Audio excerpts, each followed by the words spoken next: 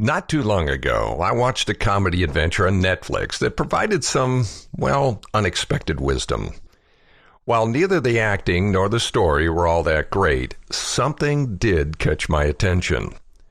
The main character was essentially, a loser limo driver with failed dreams of being an actor.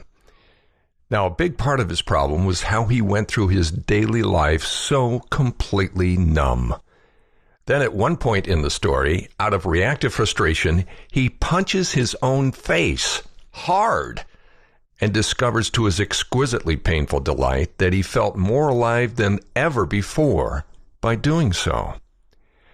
Now, clearly, I'm certainly not advocating self-damaging behavior as the vehicle to experience life to its fullest. In fact, I believe that is just another way to avoid what it really takes to feel fully alive all the time. It's sort of like sex. The experience is short but intense, and it is that brief moment of intensity that we feel a whole new level of aliveness.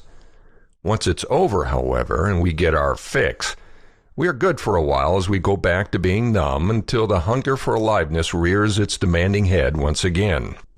Adrenaline junkies are another group that seem to fit this model. The point is, neither pain nor pleasure are the keys to aliveness. They are merely paving stones along that journey. For most of my adult life, I did everything I could to keep myself numb, and I did it with such enthusiasm, which is yet another short-lived intense feeling. No matter what I tried or did, nothing seemed to keep me in that state of feeling alive for very long. Now it is so clear why that was, but back then it was a total mystery. That is, until I simply couldn't take it anymore. In September of 2011, I made a fateful choice.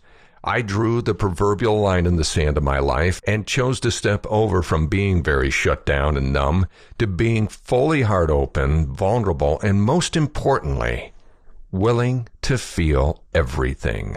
And this meant willing to feel all those things I worked so hard to avoid feeling my entire life. And that, my friend, is my secret.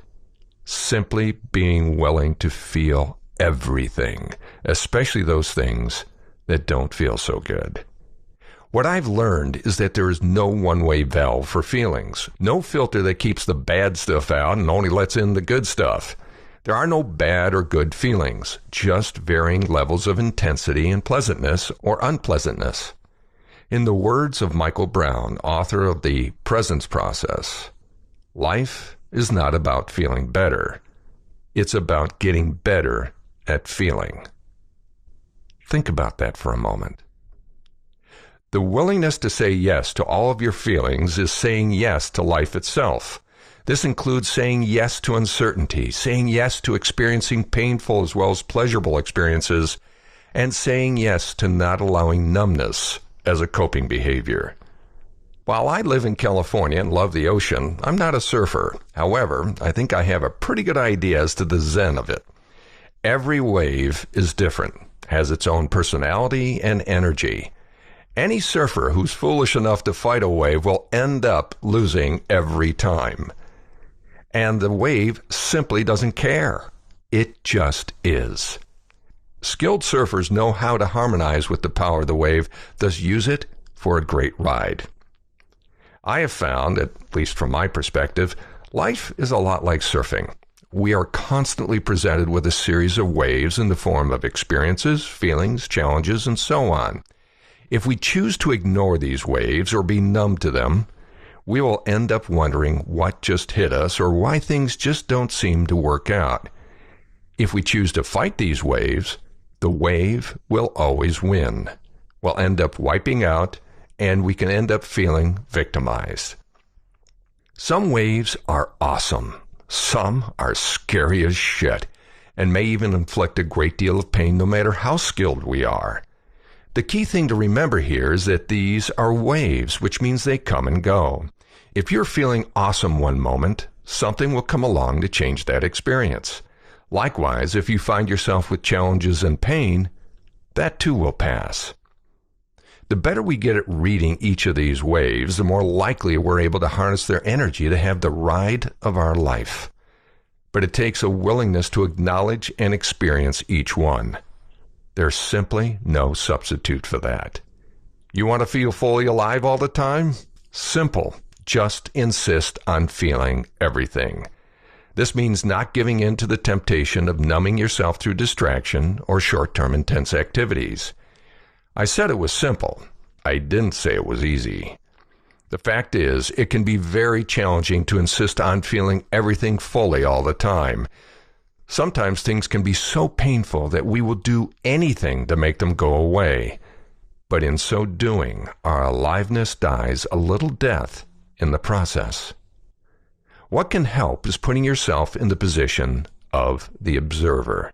So these feelings are not so personal. They simply are, just like the waves, which are never personal. By doing that, you decouple pain from suffering. Pain in this life is unavoidable. Suffering, however, is strictly optional and typically happens when we deny or resist what simply is. After going through years of therapy, looking for the reasons why I was so shut down, with the subtext of looking for someone or something to blame, I stayed stuck. The moment I committed to being vulnerable and willing to really feel no matter what it was, everything changed instantly. Being fully alive is not a destination. It's a journey, an adventure.